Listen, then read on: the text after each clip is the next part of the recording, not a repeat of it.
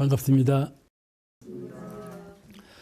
옛날 노인 부부가 돌아가실 무렵이 돼서 극락을 가야 되겠거든. 서로 말했어. 여보, 우리도 극락을 갑시다. 그럽시다. 어찌해야 극락을 갈고? 절에 스님한테 가서 물어봅시다. 두 분이 가서 스님한테 물어봤어. 스님, 극락을 우리가 가야 되겠는데 어찌하면 갑니까? 그건 관세음보살 나무아미타불을 잘 외우면 가지. 그랬단 말이야. 그 말을 두 분이 잘못 알아들었어. 할아버지는 남성이니까 관세음보살로 들었어.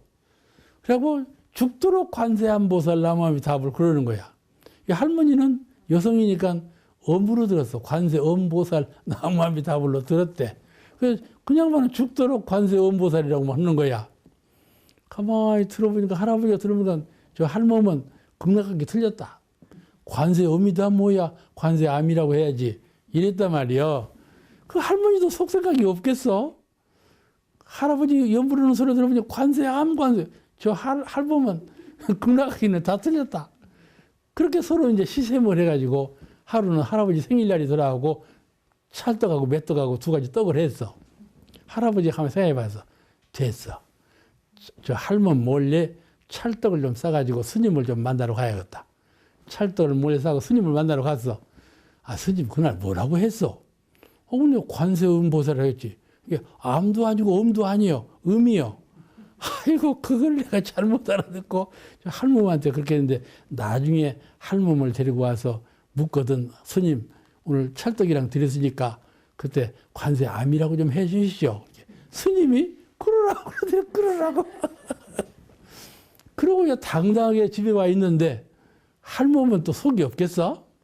그냥 맷떡을 더 살짝 쌌던가 봐. 그래서 스님을 찾아갔어. 그러니까 관세음이라고 했다고 그러더니 할머니도 똑같이 다음에 할아버지를 데리고 오거든. 관세음이라고 좀 했다고 좀 하시죠. 스님이 또 끌으라고 그래, 끌으라고. 스님 큰일 났지 이제. 둘 다 입맞춤을 해놨으니 어쩔 거야. 그래서 두 양반이 의기당당하게 자서가 물어봤어. 그날 어떻게 말씀하셨냐고 그러니까. 아, 그건 다 경에 있는 말이요. 찰떡경에 보면 관세암으로 되어 있고 메떡경에 보면 관세음으로 되어 있었어. 다 경에 있는 말이니까는 이러나 저러나 똑같아. 부지런히 외우기나 해. 그러더래. 그런 재미있는 얘기가 있다니까. 이 극락이라 하는 것은 현실이 어떻든지 간에 그 마음에 말은 이렇고 저렇고 아무 상관이 없고 현실은 이렇고 저렇고 아무 상관이 고락 이게 다 나눠져 있지 않아 세상이. 지우 고락 다 나눠져 있는데 그거하고는 아무 관계가 없어. 극락이 모두 관계 심경 그 마음의 경지 마음의 경지에 고락과 죄악을 초월해 있으면 그 자리가 극락이고 죄악과 고락에 묶여 있으면 그 자리가 바로 지옥이니라. 마음의 자유를 회복해서 모든 것을 자유해탈할 그런 심경이 있으면 바로 그 자유해탈의 심경이 극락이니라 그 말씀을 하셨다고 그래요. 그래 내 마음이 죄복과 고락을 초월하여 있으면 극락이요 사로잡혀 있으면 지옥이라 그런 말씀이시거든. 그래서 죄는 지지 말고 멀리하며 죄 지으면 안 되지 않겠어요? 복은 짓되 거기에 관념과 상을 두지 말라 말이죠. 무상보시 복을 짓되 복 짓는데 관념을 두지 말아라. 복을 짓는데 관념을 두면 복에 묶여버려. 아시겠죠?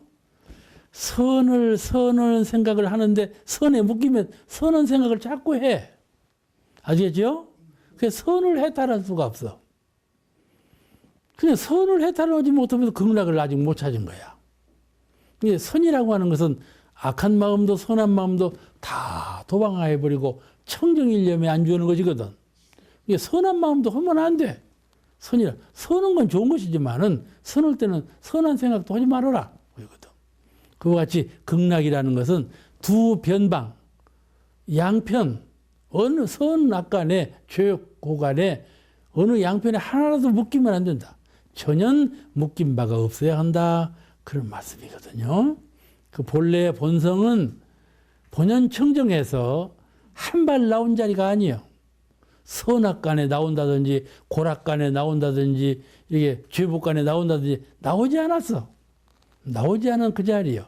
그 자리를 자유해탈이라는 자리라고 그러고 청정일념자리라고 그러고 그 자리를 극락이라고 그런다. 그런 말씀이에요.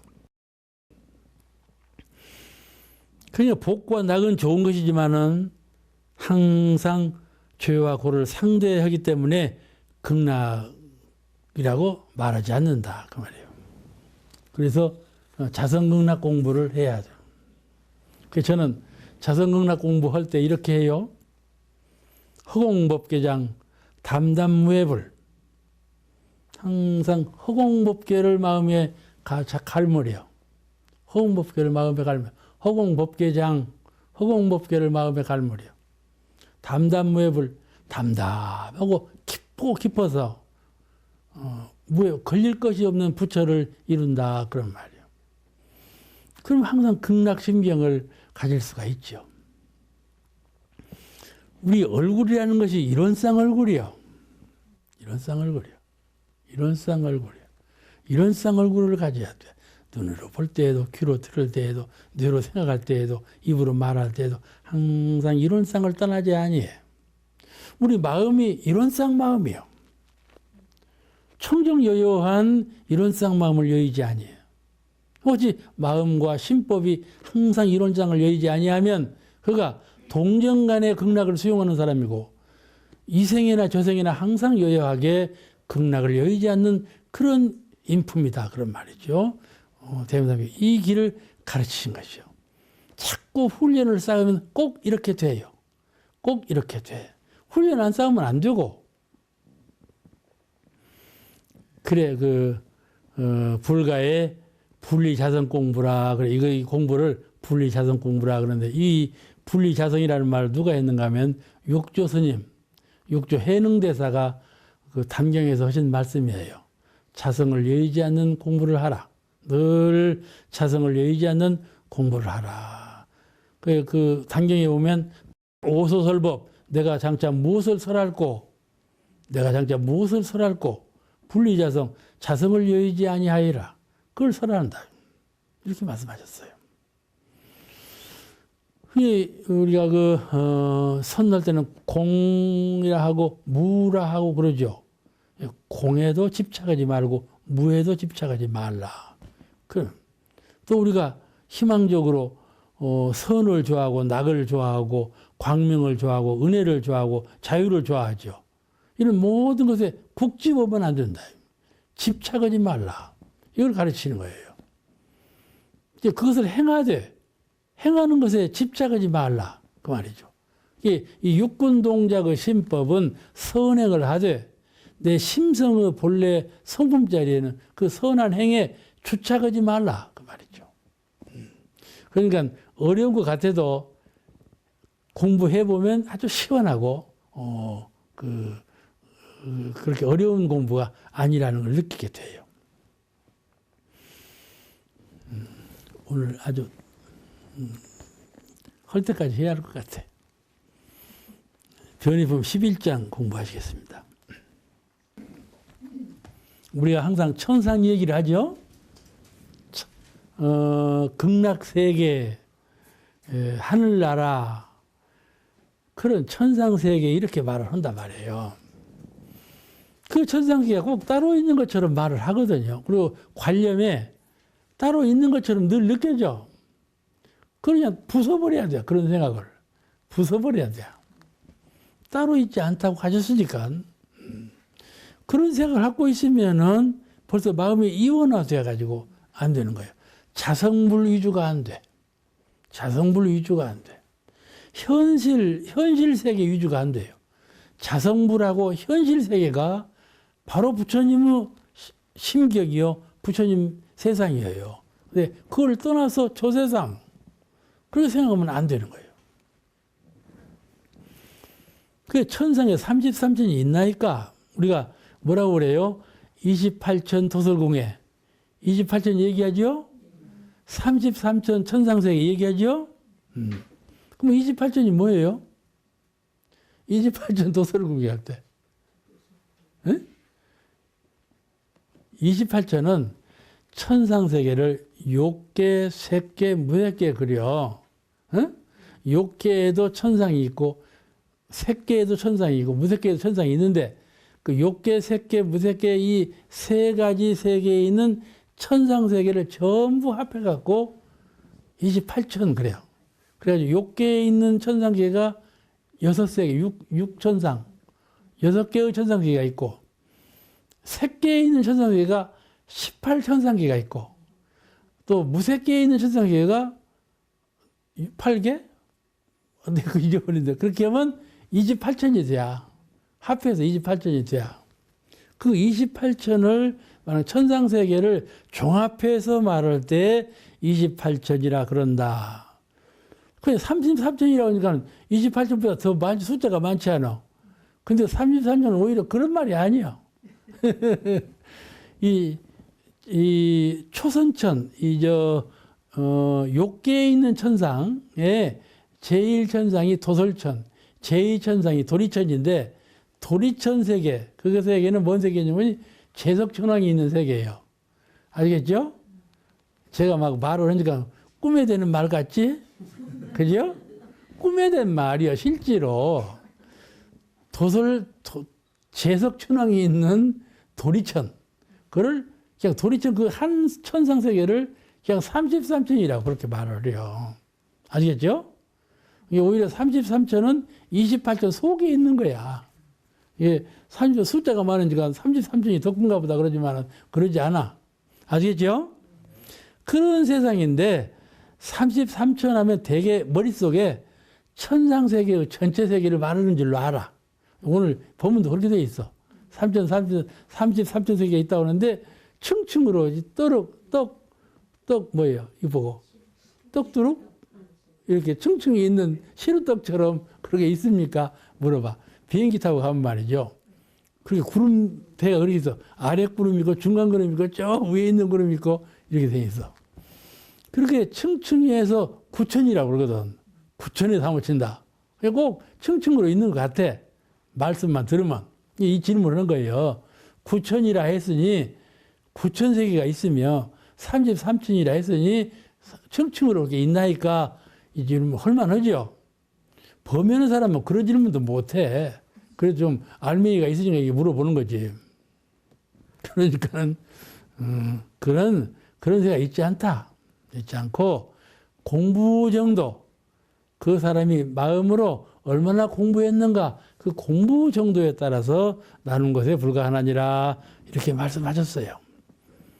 그래서, 실력 같은 공부인이 있는 곳, 그를 천상세계라 한다. 한말로 밝히면 실력 같은 불보살이 계시는 그곳을 천상세계라 한다. 그렇게 밝히셨어. 이게 불보살께서 지상에 계시면 지상이 천상세계고, 하늘에 계시면 하늘이 천상세계고, 천상세계 아닌 곳이 없는데 그는 불보살 계시는 곳이다. 다시 말씀드리면 깨달은 분 계시는 곳이다. 그 말씀이죠. 그러니까 우리 중생계에서도 어느 때는 깨쳐 있을 때가 있고 어느 때는 혼미할 때가 있고 그러지 않아요. 예, 혼미할 때는 중생계 지옥이고 맑고 아주 본인이 생각할 때 환하고 신선하고 그런 때가 있지 않아요. 기분이 환한 때. 그런 때는 본인이 있는 곳이 천상세계지. 누구나에게 천상세계는 있는 거예요. 천상세계인 줄 모르지요. 몰라. 순간적으로 천상세계와 지옥세계가 자꾸 바뀌는 거야. 마음 가운데 텅 빈 마음으로 세세한 기운이 있을 때는 그거 바로 천상세계고, 그냥 삼독 오욕으로 그냥 바쁘고 치연해가지고 복잡하다 할 때는 지옥에 있는 거고, 그런 거이죠. 근데 또 물기를 키가 오른다. 천상에 오를수록 키가 커지고 무게가 가벼워진다. 그랬으니 경에 있는 말씀이요. 참으로 그러하나니까 어떤 것이 키가 커지는 것이고 어떤 것이 무게가 가벼워지는 것입니까? 이렇게 또 사루었어요. 그러니까는 응답하시기를 도력이 향상할수록 정신기운이 올라서 커지고 또 가벼워진다. 그런 말이요. 그런 말이요. 그런데 끝에 말하기를 이런 말씀을 했어요. 오늘 공부는 여기가 중요해요. 그러나 설사 33천에 오른 천인일지라도 대원정각을 못한 이는 복이 다하면 곧 타락하나니라. 이 말씀을 하신 거야. 오늘 이 말씀을 공부하시겠어요? 왜 그 말씀을 하셨을까? 그 아까 말씀드렸는데 불과 28전과 33전은 그런 세상이요. 그런데 하늘이나 땅이나 간에 실력 갖춘 도인이 있는 곳이 바로 천상세계다. 그것을 잘 기억하셔야 되고요. 우리가 늘 불심으로 있을 때가 있고 중생심으로 있을 때가 있거든. 본인이 잘 알아요. 아, 내가 좀 중생심으로 있구나. 내가 참 부처님 마음으로 있구나 하는 것을 본인이 잘 알아. 그럴 때가 바로 천상과 지옥으로 나누어져 있는 때나 또 내 마음이 평심일 때 그냥 평상적인 마음으로 있을 때 그때가 인간계에 있는 거고 내 마음이 삼독심으로 있을 때는 그때가 바로 지옥계에 있는 것이죠. 대종사님 식구에 이런 식구가 있어요. 아주 좋은 식구인데 잘 아는 식구예요. 호남공중 하처운 천하강산 제일로 이런 말씀이 있죠? 저만풍에 호남공중 하처운 호남 땅에 있는 공중. 그게 어디를 이루는고? 천하강산의 제일 가는 누각이다. 그런 말씀이거든. 이 시를 대중사님께 말씀하실 때 이 하늘에서 이 풍장 치는 소리가 요란하게 들렸다는 거예요. 민사님이 그러시더라고. 이 시를 대중사님이 낭송하실 때 하늘에서 이렇게 풍장 울리는 소리가 들었다고 그러되 그 말씀을 나보고 하시더라니까. 그런 식구예요. 호남공중이라고 하는 것은 대종사님 계시는 공중 아니요? 그죠? 대종사님이 이론회상을 여시고 이론회상을 여신 그 공중을 말하는 거예요. 그 공중은 아주 방광과 서기로 어린 공중이에요. 이 호남공중, 대종사님 계시는 호남 땅의 공중이라는 것은 광명과 서기로 어린 그런 공중이라 그런 말씀이에요. 그런 황홀한 신선한 그런 자리를 말하는 것이죠. 그를 천하강산 제일이다 그런 말씀이죠. 천상에 오를수록 키는 커지고 무게는 가벼워진다는 말을 했는데 이 말씀은 법력이 정장할수록 자성의 자유가 원만하게 된다.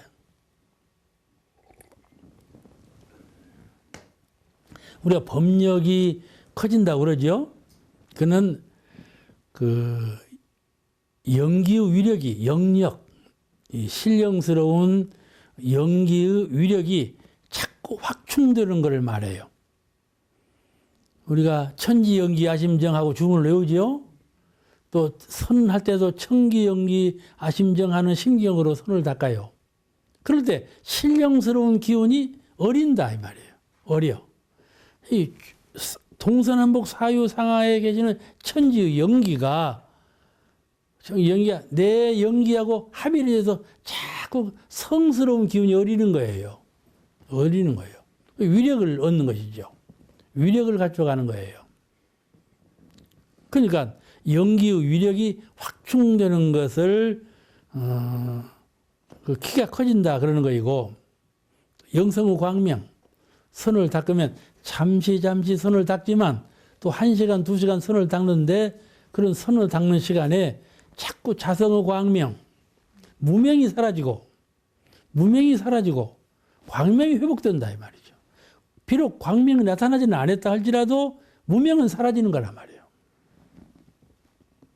그 광명이 변만해지고 가북천다 그 말이에요. 또 자성의 자유. 우리 자성이 어디 묶인 바가 없어. 숨쉬고 사는 생명에도 묶인 바가 없고 아이고 늙고 병들었네 하고 묶이는 바도 없고 내가 더 살아야 될 텐데 묶이는 바도 없고 모든 게 묶이지 않아. 왜냐하면 자성부를 깨달았기 때문에 묶인 바가 없어. 그렇게 묶인 바가 없는 자성의 자유가 해줘서 묶인 바가 없다. 이런 등을 말해서 천상에 오를수록 키가 커지고 무게가 가벼워진단 말 이렇게 한 거예요. 이런 얘기를 제가 들었어요. 항타원님한테 들은 얘기인데 항타원님께서 청문 사모님한테서 이런 말씀을 드려요. 청문 사모님은 정산종사님 사모님이세요. 이제 성주에 계실 때, 그러니까는 전라북도로 오시기 전에 성주에서 그때도 그냥 신통이적을 막 하신 때예요. 두 내외분이 주문을 외우셨어. 근데 주문을 막 큰 소리를 외우니까 생각에 아이고 이렇게 주문을 외워서 옆집에서 시끄러워서 어쩐다냐 그런 생각이 났을 때. 근데 두 어른이 한참 주문을 외우고 주문이 끝날 때가 되면 하늘에서 뚝 떨어져 당신이. 청문사모님 말씀이요? 그랬다. 그런 얘기를 하신 거예요. 항타오님한테. 항타오님 그 얘기 또 우리한테 하시더라니까. 그래 들은 일이 있는데 이것이 연불을 하고 선언하면 둥둥 뜬다 이 말이에요. 기운이 둥둥 뜨는 감이 있어. 그런데 그래서 그 다음 날 옆집 사람 보고 아이고 어제 지난 밤에 우리가 너무나 큰 소리로 주문을 외워서 시끄러웠지요. 모르니까 아니 아무 소리 없었는데요. 그러더래. 그러니까는 주문을 외울 때 시끄럽게 크게 외웠다 생각은 있었지만 전혀 그게 밖에 사람이 들리는 시끄러움이 아니었다 그런 말씀이죠. 그냥 정산종사님 위력이셨을 거예요. 옆에서 같이 했지만 정산종사님 위력으로 그렇게 따라간 거예요. 그러니까 연불좌선을 하면 우리 그냥 무심으로 하는 것 같지만은 우리 정신의 세계에는 그와 같이 큰 변화의 바람이 있다. 그거를 잘 알고 해야 돼요. 그래서 33천에 올라가는데 33천에 구경에 올랐지만은 복락이 다음에 떨어진다. 그건 뭔 말씀입니까? 올라갔으니까 그 자리에 있어야지 왜 떨어져? 그런데 수양만 해가지고 연불, 주문, 좌선만 해도 33천에 구경을 솟아 올라가. 그 심경이 호연하고 세세한 기운이 구경에 사무친다 그 말이에요. 구천에 사무쳐 수양만 해도. 그런데 사리연구 진리관을 가져야 우주 성품의 진리를 요달해야 되고 우리 인성의 성품을 원리를 깨쳐야 돼. 아시겠죠? 진리적인 깨달음이 있어야 한다 말. 그걸 대원정각이라 그래요. 진리적인 깨침이 있고 그 깨침대로 또 신법으로 실행할 수 있는 모든 대중을 다 제도에 맞출 수 있는 그런 심력을 또 갖춰야 한다. 그렇게 수양, 연구, 취사 이 삼합이 된 삼합으로 그 3대력을 얻은 것을 대원정각이라 그래요. 세 가지 3대력 얻은 것을. 네, 3대력을 얻어서 구천에 사무쳐야지 수양력만 가지고 구천에 사무친 것은 그 복락이 떨어지면 도로 타락할 수가 있나니라 그 말씀이에요. 자, 오늘 말씀 여기서 마치겠습니다. 감사합니다.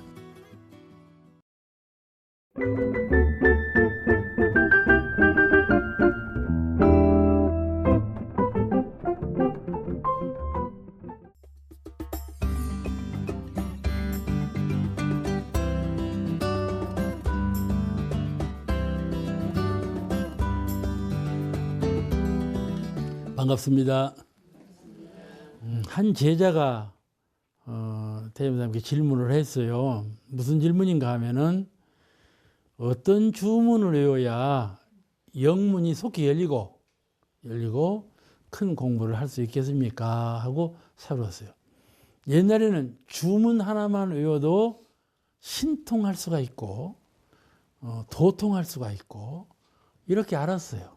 주문을. 그래갖고 아무것도 안 하고 방 안에 앉아갖고 주문만 외우는 사람들이 허다히 많았고 산속에 들어가서 다른 것 안 하고 그냥 주문만 외우는 수도인이 아주 허다히 많았어요. 그래갖고 지금은 그런 사람이 없지만은 우리 청소년 시절에도 산에 올라가면 머리를 끈틀 앉는 거 이렇게 쭉 따는 거야 이게.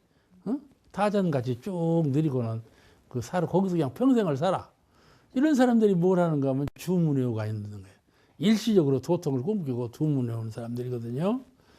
그같이 주문을 그런 데로 활용을 했어요. 그런데 이분이 사롭기를 어떤 주문을 외워야 그와 같이 영명하게 영문이 열리겠습니까? 하고 사는 것이에요.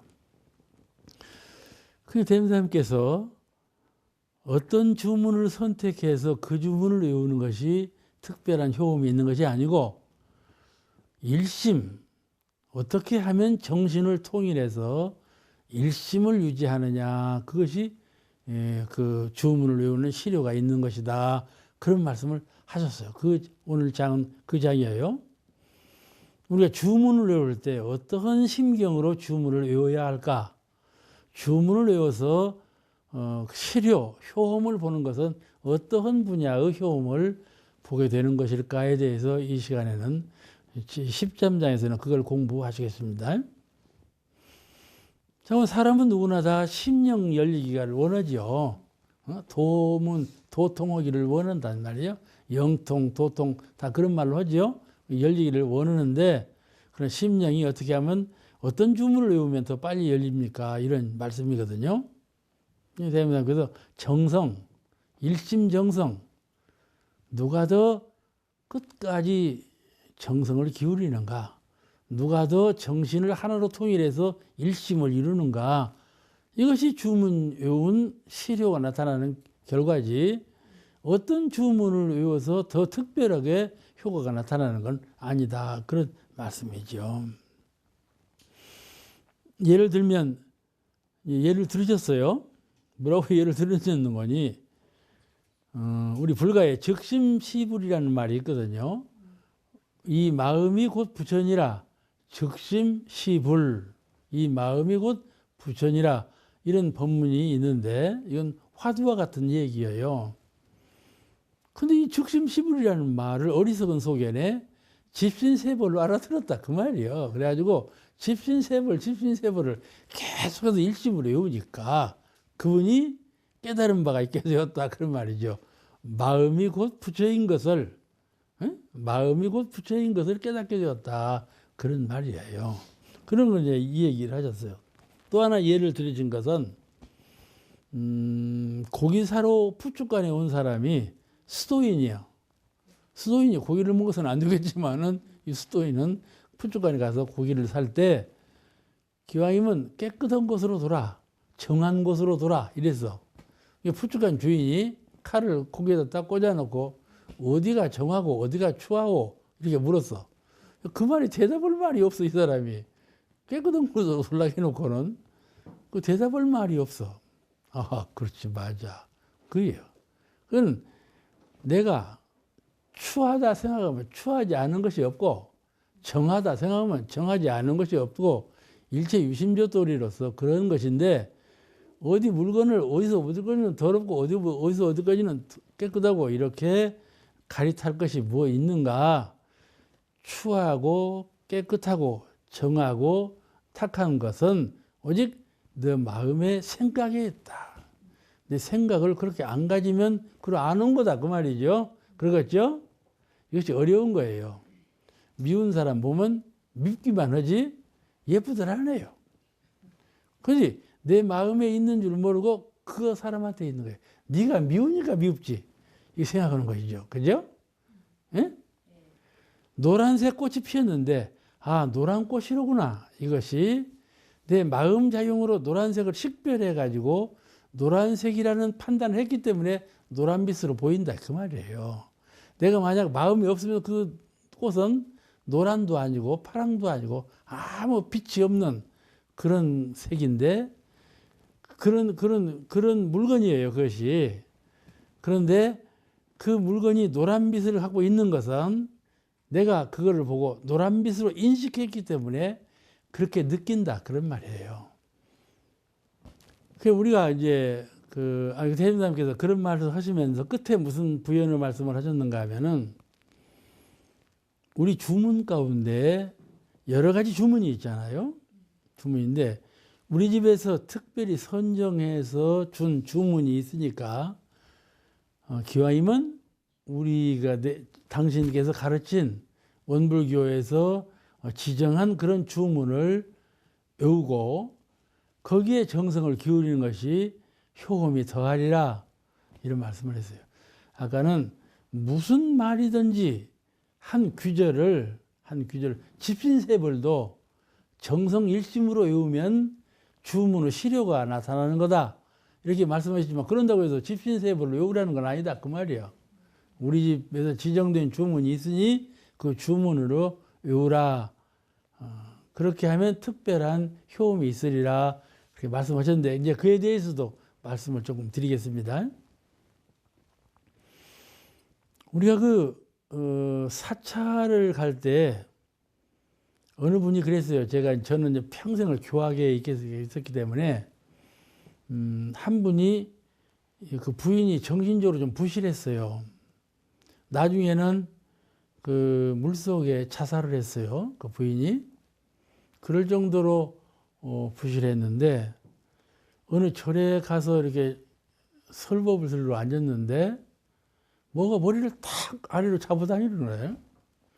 그냥 자기도 모르게 의식도 모르게 머리가 탁 빵으로 꼽혀진 거야. 그 깨나고 그 생각에 나는 이 절이 맞지 않구나.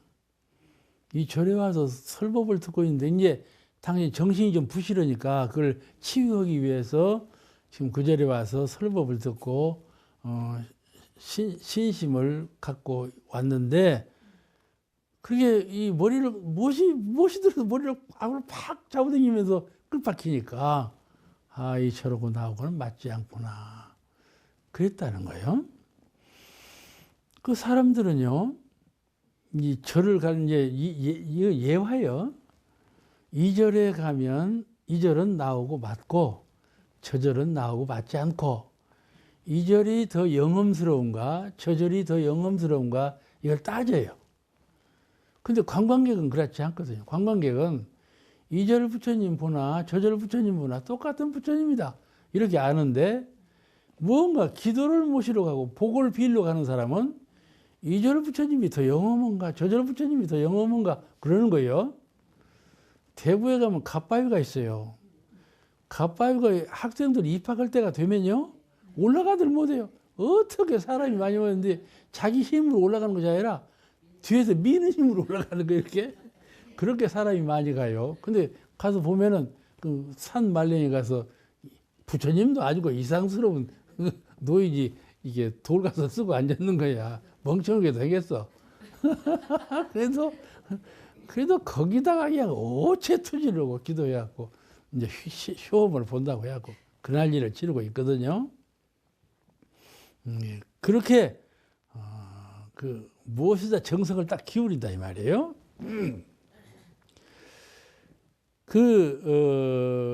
거기서 그 갓바위에 가는 분들은 무엇을 보느냐 하면 진학을 원하는. 병낫으로 가는 분은 거기 안 가. 남편 직장, 아들 진학 그 관계로 가. 가서 병나서 달라고는 안 빌어. 이 갓바위는 그런 부처님 아시겠죠? 그래서 자기가 어느 부처님, 이 절 부처님, 저 절 부처님 이렇게 이런 것은 정신이 아니에요. 정법신앙이 아니에요. 설령 갓바위에 갔을지라도 다른 사람이 다 갓바위에 가니까 덩달아 갔지만은 거기 가서 기도를 모실 때 그 기도 대상은 갓바위가 아니고 자기 신앙의 대상을 향해서 기도를 모시면 그분은 바른 신앙을 갖는 분이에요. 그런데 그 갓바위가 큰 위력을 갖고 있다 그렇게 믿고 가는 것은 미신신앙이에요.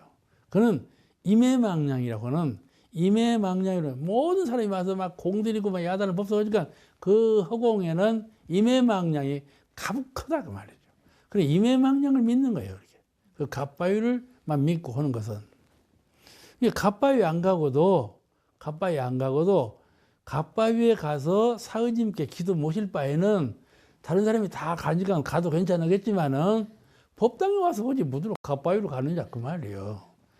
바른 정신, 기도가 무엇인가, 참된 감흥을 어떻게 해서 오는 것인가를 철저히 알아야 되는 거예요. 깨닫고 기도를 해야 바른 기도가 된다. 그 말이죠. 청정주하고 영주하고 성주하고 여러 가지 주문이 있는데 그 주문들이 다 특성이 있잖아요. 그런 상황에 그런 주문을 외우도록 특성이 있는데 왜 그러냐면 주문을 외울 때 자기 그 마음 가는 대로 되는 거거든요. 가령 아들의 진약을 원하면 그 마음이 아들을 지나가는 방향으로 일심정성이 되는 거예요. 아시겠죠? 병을 낫고자 하면 병을 낫고자 하는 방향으로 그 정신 상태가 통일되어 가지고 일심정성이 기울어지는 것이거든요. 그럴 때 그 외우는 문구가 거기하고 합의돼야지 거기하고 안 맞으면 안 되잖아요. 정신이 그 방향으로 안 써져.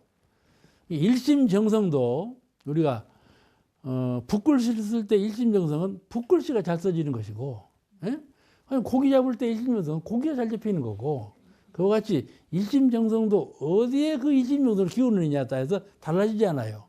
그러니까 그 주문 내용이 업력을 소멸하고 도량을 청정하는 그런 내용으로 되어 있으면 그런 내용으로 그 실효가 있는 거고, 또 사은의 의뢰와 위력을 구하는데 그런 내용으로 되어 있으면 그런 내용으로 또 위력을 받는 거고, 그렇기 때문에 주문이 똑같지 않다 그 말이에요.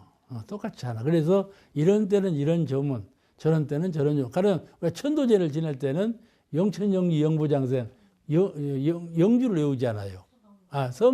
성주를 외우잖아요. 그와 같이 천도 올 때는 또 영천영리 영부장생이 딱 맞단 말이에요. 그렇게 달라요. 그러니까 사람이 마음을 쓸 때 물이 위에서 아래로 흘러가지 않아요? 근데 물이 아래에서 위로 흘러가도록 마음을 쓰면 그 물이 아래에서 위로 흘러가는 거예요. 아시겠죠?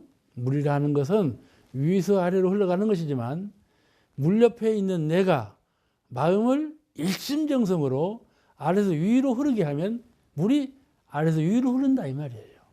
그와 같이 이것이 일체유심조 도리예요. 우리가 그런 능력을 갖춰야 한다 이 말이죠. 내게 병이 났을 때에도 그렇습니다. 병이 날 때도 물론 이제 크게 구별해서 마음 공부하고 몸의 일이 다르지만은 몸도 마음 작용하는데 크게 작용하는 거다 말이죠. 그러니까는 그 몸에 병이 났을 때에도 그 마음 씀씀이 일심정성을 어디로 기울이냐에 따라서 그 병이 훨씬 가벼워지고 치료되고 하는 결과를 가져오게 되는 겁니다. 그래서 그 주문을 외울 때 영음이 각각 다르잖아요. 그 주문에 따른 영음이 각각 달라요. 이런 것을 우리가 잘 알아야 돼요. 근데 본래 주문이라는 것은 종교적으로 다 있어 왔죠. 우리 불교가 불교부터 주문이 있었죠. 이제 서가모니 부처님 오시기 전에 인도 전래에 또 주문이 있었어요. 주문을 외웠어요. 다란이라고 그러는데, 다란이라고 그래요. 다란이는 그 일반적인 법 보고도 그냥 다란이라고 그래요. 그런데 다란이는 법을 함축시킨 그런 뜻을 가지고 있어요. 근데 그 법을 더 함축시키고 오면 주가 되는 것이죠. 가령 나무아미타불. 나무아미타불이 아주 그 유명한 주예요. 나무아미타불이 연불이라고 그러잖아요. 근데 그건 주예요. 반야심경도 장문으로 되어 있죠. 그러면 반야심경이 주인 거예요. 다란이라고 해서. 근데 반야심경을 더 줄이면 아제아제 바라아제 바라승아제 모제 사바하. 이게 아제아제 바라아제 바라승아제 모제 사바하. 이게 주문인 거예요. 그런데 반야심경 전체가 주문이기도 하지만은 이건 다란이라고 그러고 거기에서 더 함축해갖고 아제아제 바라아제 말도 아니잖아. 그죠? 근데 사실은 부처님 최초 부처님 관념적인 최초 부처님이 아제불이라고 그러거든. 그런 역사성이 있어요. 그냥 아제라고 한 것은 아니고 그것을 뭐 저언덕에 갔나가자 뭐 그런 말로 번역하는 분도 있지만은 본래 불가에는 그런 부처님 사상이 있었어. 이게 부처님 명호로 그렇게 이제 주문으로 외우는 그런 것이에요. 그와 같이 주문이라는 것은 어떤 법어를 줄이고 줄여가지고 가장 간명하게 줄여가지고 그걸 연속해서 외움으로써 정신이 일심 상태로 집약되는 거예요. 일심으로 콕콕 뭉치는 거예요. 그런 상태에 가면 위력이 나타나는 것이죠. 그런 실효를 거두기 위해서 주문을 외워요. 그래서 불경에 보면은 제신주라는 말이 나와요. 모든 신적인 주문. 그러니까 주문은 본래 신장을 부르는 사람들이 많이 있어요. 주문을 외우면 신이 나타나고 신하고 나하고 관계가 돼. 접신이 돼. 그게 이제 무당들이 제일 많이 외우죠. 무당들이 제일 많이 외워. 이건 사주예요, 사주. 정당한 주가 아니고 그런 거 사주라고 해요. 신장을 불러서 신장하고 접진되는 이런 주문은 삿된 주문이에요. 삿된 주문이라는 말은 우리 사람을 정당한 인간으로 등급시키는 것이 아니고 삿된 사람으로 전락시키는 거예요. 그러니까 그런 주문 가운데도 선주, 은혜롭게 해주고 위력을 가피해주고 이런 선주가 있고 악주가 있어요. 저 사람 죽여라, 저 사람 죽여라. 이런 악주가 있어. 그러죠? 우리 한국 역사를 읽어보면 왕조에서 누가 미운 사람 있으면 무당을 데려다가 그 주문을 막 외우게 하는 거야. 저 사람 죽게 하는 주문을. 그러죠? 그런 거 보죠?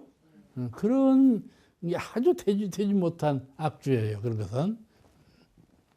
이런 것은 그냥 참교로만 알아두지 뭐 별것도 아닌 얘기인데 그런 것도 있다. 주라고 하는 것은 범위가 너무 광범해가지고 이렇게 해도 되고 저렇게 된다 하는 말씀을 드리려고 지금 이 말씀을 드리는 거예요. 그 성주 뜻을 해석하면 참 성스럽고 고귀한 뜻이 갈마져 있어요. 이 생사를 해탈하면 물론이고 생사를 자유하면 물론이고 그 생사 자유를 통해서 창생교화까지 그런 뜻이 다 갈마져 있거든요. 이 천도를 위한 주문은 성주로 이렇게 말씀을 하셨고 또 재액 무슨 이제 애기 돌아온단 말이죠. 우리가 이제 한 해를 보내고 새로 해를 맞이할 때는 재액이라고 그러죠. 모든 액을 면하게 해달라고는 그런 그 기도를 모시게 돼요. 그럴 때 액을 면하는 재난을 면하고 액을 면한다. 이 무슨 말인 거니? 재액이라는 말은 세상에 쓰는 말이죠. 우리 집 말로 하면 업장이죠. 무명업, 죄업, 무명업 이것을 소멸하고자 할 때 나에 따른 무명업장, 너에게 따른 무명업장, 우리에게 따른 무명업장을 다 소멸을 해요. 경기에 따라서 그런 업이 돌아오는데 그런 업을 소멸해지다 그런 뜻으로 주문을 외울 때 그것이 바로 이제 청정주죠. 청정주. 업장을 소멸하는 무명과 업장을 소멸하는 그런 청정주예요. 그래서 그런 업장이 어떻게 소멸되는가 하면은 법신 일원상 부처님을 섬기고 일원상 부처님에 귀의하고 일원상 부처님을 깨달아서 옮기지 아니하면 그 일원상 부처님 자리에는 사가 범하지 못한다. 재액이 들어오지 못한다 그 말이죠. 그런 뜻을 가고 내가 일원상을 늘 염호하고 일원상을 늘 염한다 그 말이죠. 그럼 우리 정신이 내 영성이 자꾸 강해지는 거예요. 강해지는 거예요. 밝아지고 강해지고 자유해지는 것이란 말이죠. 그런 영성의 변화가 생겨요. 나도 모르게 그런 변화, 꽃이 피는 것처럼 종자 속에 꽃이 피는 종자가 갈라져 있으면은 그 종자는 가만히 있으면 때가 돌아오면 활짝 피지 않아요. 그와 같이 나에게는 그런 강하고 금강같이 강하고 태양보다 밝고 자비한 그런 일월성신보다도 자유한 그런 근본 영성이 있다 이 말이죠. 근본적으로 그런 영성을 갈무리고 있는데 그 청정주를 잘 외우면은 그 근본적인 영성이 꽃피듯이 발현된다 그 말이에요. 피어난다. 그럼 나도 모르게 그렇게 피어나는 거예요. 자동적으로. 그것이 믿음이에요. 우리가 믿음을 갖는다고 하는 것은 내가 그런 청정주를 청한 마음으로 청정한 일심으로 계속해서 외우면 내 마음속에 갈마져 있는 그런 광명과 위력과 자유함이 꽃피듯이 잘 피어난다. 그런 믿음을 갖고 외우면 반드시 그렇게 된다 그 말이에요. 그렇게 돼요. 그렇게 해서 이제 법심청정 본무회를 외우는 것이에요. 참 좋은 주문이에요. 법심청정 본무회 잠 안 올 때도 법심청정 본무회 이 주문을 잘 외우면 잠이 그냥 눈 녹듯이 스르르 잡니다.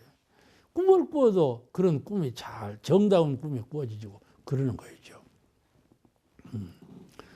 제가 이제 나이가 77이라고 몇천 번 했는가 몰라 내가. 하도 많이 해갖고 잊어버릴 것 같아. 그런데 제 나이 되면 사람들이 옆에서요. 잠 안 오는 병이 생긴다고 그래요. 근데 난 전혀 그런 것이 없어. 전혀 그런 것이 없어. 왜 그런 거니? 잠자기 전에 손을 닫고 또 천지연기양심정 천지기운과 내 영혼이 하나가 되는 그런 일심 상태로 가만히 있으니까 그냥 잠은 그냥 자동적으로 금방 와버리는 거예요. 근데 원하는 것은 잠잘 때 꿈 없는 잠, 지속적인 그런 잠을 이루기 위해서 거기다 공을 들이는 것 뿐이지 잠 안 와서 고생하는 일은 한 번도 없어요. 그와 같이 법신청정 본무에도 그런 뜻으로 가만 쉴 때에도 선도 닦지만은 법신청정 본무의 그 주문을 외우면 그런 심상이 저절로 꼽힌단 말이지. 참 좋은 주문 아닙니까? 그게 대명사님께서 참 좋은 주문이다. 부지런히 외우라. 부지런히 외우라. 이렇게, 그렇게 권유하신 주문이에요. 또 수양을 위한 주문. 수양을 위한 주문. 그것이 뭐 나무아미타불 연불이에요. 나무아미타불 관세음보살 나무아미. 관세음보살 우리는 안 하지. 그죠? 그 주문인데 나무아미타불의 뜻도 잘 몰라가지고 그 어머니가 그 딸이 물어봤더래요. 어머니가 원불교 나오시는데 딸이 물어봤어. 텔레비전을 보니까 불교 사람들은 다 관세음보살 나무아미타불이라고 그러는데 어머니는 왜 나무아미타불이라고만 하냐고. 그냥 그 대답을 못했다는 거예요. 절에서는 관세음보살이라고 붙이는데 왜 어머니는 관세음보살을 빼버리고 나무아미타불만 하냐고 하니까 그 대답을 못했다는 거예요. 그와 같이 나무아미타불을 연속적으로 외우는 근본 뜻이 무엇인가를 잘 알고 연부를 하면 잠 안 올 때 연부를 하면 잠이 와버리는 것이고 병 났을 때 연부를 하면 병이 나서버리는 것이고 무슨 하고자 하는 일을 성취할 때 연부를 하면 그 하고자 하는 일이 성취되는 거란 말이에요. 나무아미타불은 이와 같이 아주 묘한 그 힘과 의미를 갈무리고 있는 거예요. 누구하고 대면해서 그 사람하고 좋은 관계를 맺을 때에도 연부를 하면 좋은 관계가 맺어진다는 거예요. 맺어진다는 거예요. 그와 같이 이 나무아미타불은 수양을 위한 주문이라고 생각하시면 좋습니다. 그러니까 수양을 위한 주문으로는 연불, 재액을 위한 주문으로는 청정주, 천도를 위한 주문으로는 성주, 위력을 구하는 주문으로는 영주, 이렇게 원불교가 여러 가지 주문을 가지고 있습니다. 그 때에 맞게 주문을 외워야 될 거예요. 대중사님은 이런 주문 다 권장이 이제 구도 때, 도를 구할 때 이제 스스로 이제 딱 솟아오르는 연불이 이제 주문이 있어. 그러지 바로 일타동공 일탈해, 이타동공 이탈해. 그 의미도 별로 심상치 않지만은 그래서 타원이라는 이름이 지어졌는가 모르겠어요. 일타동공 일탈해 이렇게 그냥 우연히 이렇게 주문이 솟아오라고 외우셨다고 그러거든요. 그런데 이 그 주문이 이렇게 외우시는데 이제 차차 이제 정법 회상에서 그런 주문을 안 가르치시고 이제 그 청정주라든지 성주라든지 이런 주문을 가르쳐 주셨고 정산종사께서 또 영주를 또 가르쳐 주셔서 우리가 이렇게 외우고 있는 것입니다. 그래서 이런 그 여러 가지 주에 관한 말씀이 이 창에서 되어져 있는데 이것이 다 우리 불가의 일체 유심조 도리에 다 의한 것들이죠. 오늘은 여기까지만 말씀을 드리겠습니다.